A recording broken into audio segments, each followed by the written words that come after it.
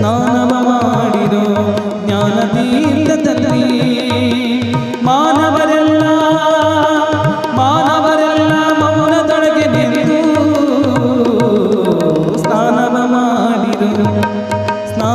ಮಾಡಿರೋ ಜ್ಞಾನ ತೀರ್ಥದಲ್ಲಿ ಸ್ನಾನವ ಮಾಡಿರೋ